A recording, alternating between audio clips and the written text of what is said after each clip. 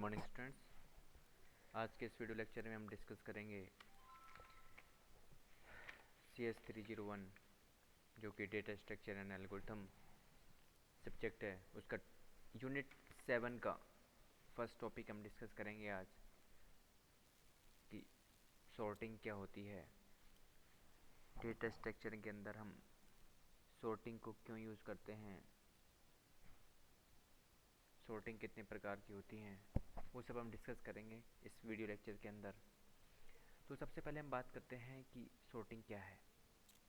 तो सिंपल सा हमें क्या याद रखना है कि सॉर्टिंग एक टाइप का क्या है, अरेंजमेंट है, जो कि अरेंजमेंट किस तरह का, एक लॉजिकल अरेंजमेंट है।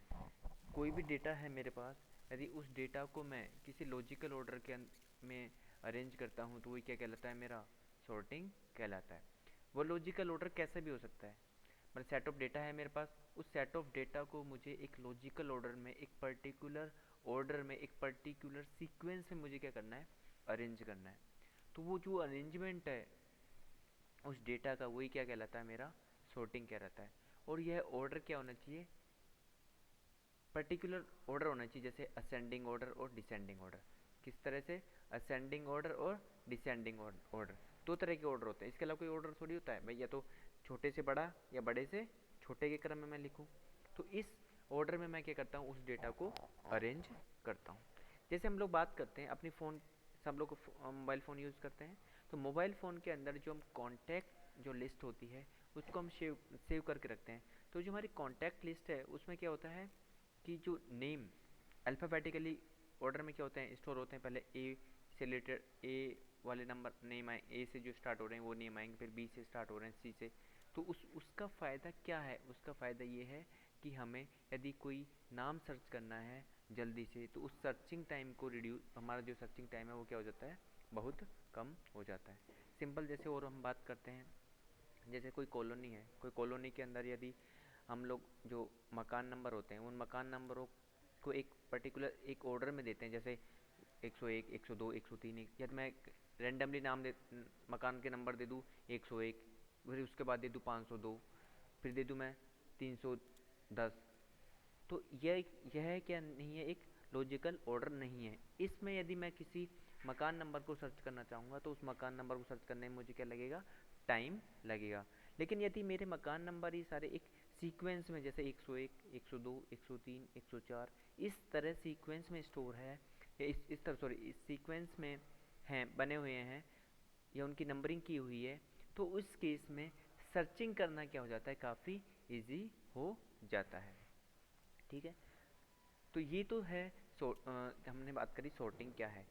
सिंपल से याद रखना है, एक लाइन हमें याद रखनी है कि sorting is a sequence of data in logical order.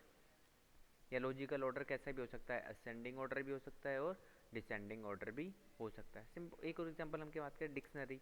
हमारी जो डिक्शनरी होती है, उस डिक्शनरी के अंदर यदि हमें मुझे कोई मीनिंग सर्च करनी है, तो मैं क्या कर अल्फ़ाबेटिकली फॉर्म में क्या करता हूँ, उसको बोलते हैं हम लेक्सिकोग्राफी, ग्राफिकल ऑर्डर।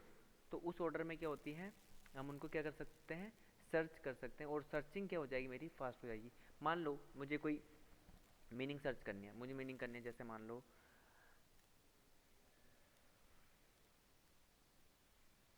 कोई भी मीनिंग ले लीजिए, जैसे मैं मान लो अप्रोच मुझे सर्च करना है।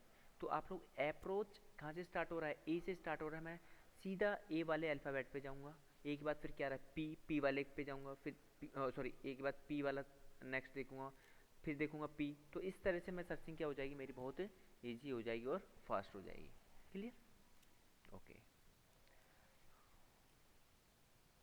अब आगे हम बात करते हैं कि जो हमारी सॉर्टिंग है,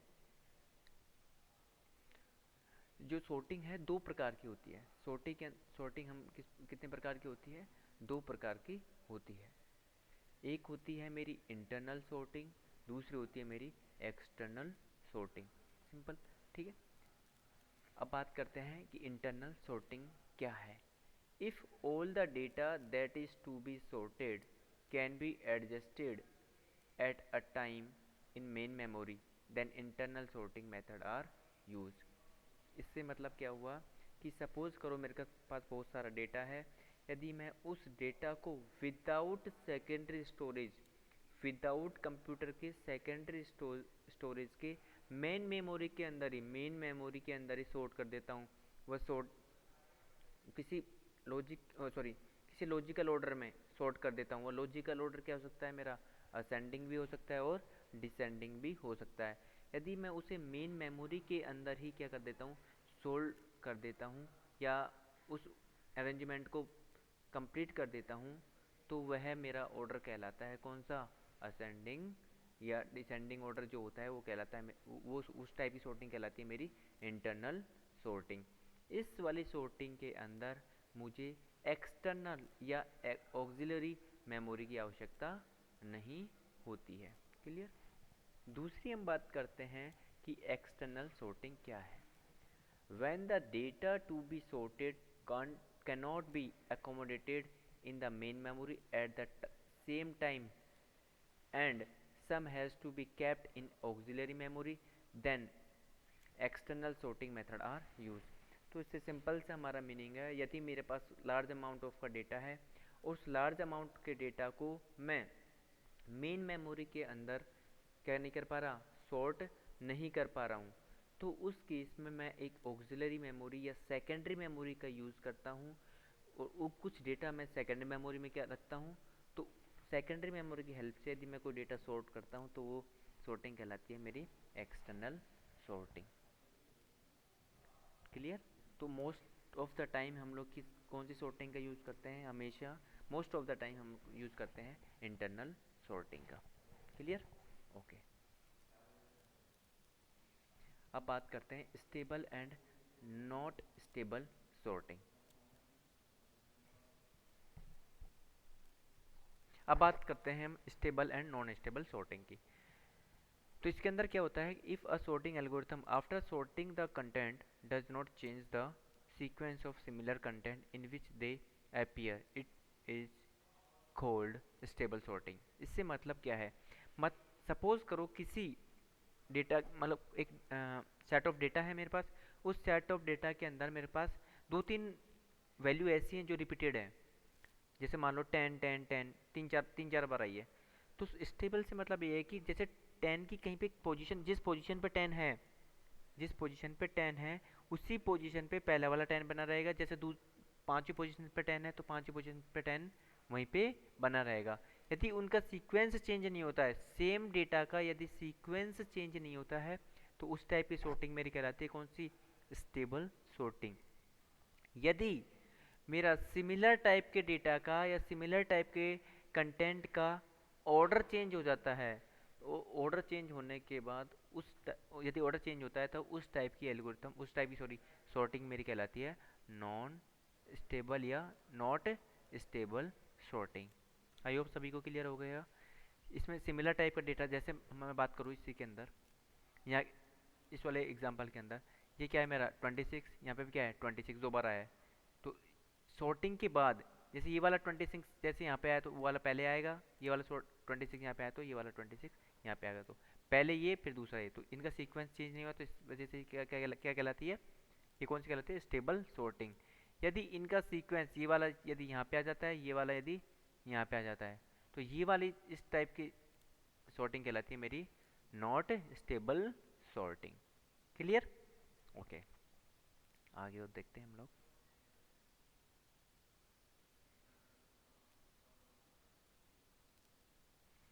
efficiency of sorting algorithm.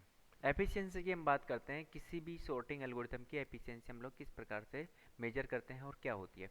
The complexity of sorting algorithm measures the running time of a function in which n number of items are to be sorted.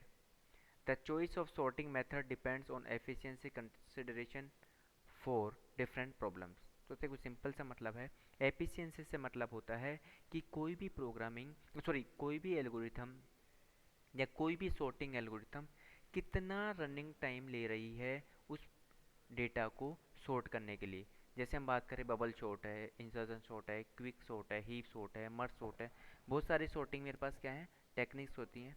या तो वे टेक्निक्स कितना टाइम ले रही हैं मेन मेमोरी का उस data को sort करने के लिए इन पर्टिकुलर ऑर्डर, असेंडिंग या डिसेंडिंग। तो वो चीज़ कहलाती है मेरी एफिशिएंसी। सब तो इसके अंदर क्या होता है कि ये सारे डिपेंड करता है कि उस डेटा के अंदर, सॉरी, हमारे पास कितना डेटा है, कितने एलिमेंट्स है जिनको हम लोग सॉर्ट करना चाह रहे हैं। सपोज करो n एलिमेंट है, तो मेरा फंक्शन जो होगा, मैथमेटिकल नोटेशन में एफिशिएंसी लिखी जाएगी, तो n होगा, n क्या होगा, नंबर ऑफ इनपुट होंगे। क्लियर?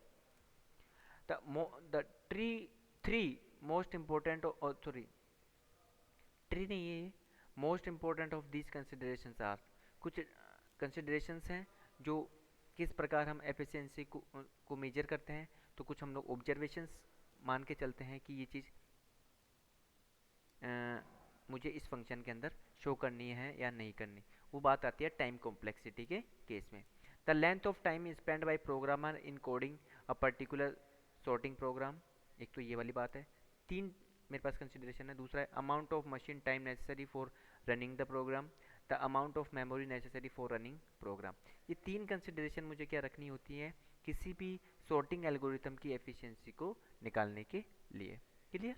हमने इस लेक्चर में देखा सॉर्टिंग क्या है, सॉर्टिंग के दो टाइप देखे, इंटरनल एक्सटर्नल, और एक और स्टेबल और नॉन स्टेबल के बीच में हमने डिफरेंस देखा। और सॉर्टिंग की एफिशिएंसी हम लोग किस प्रकार से मेजर करते हैं, क्या क्या कंसिडरेशंस हम रखते हैं सॉर्टिंग एल्गोरिथम के टाइम पे, तो वो चीज़ हमने देखी इस लेक्चर में। इस लेक्चर में इतना ही। Thank you.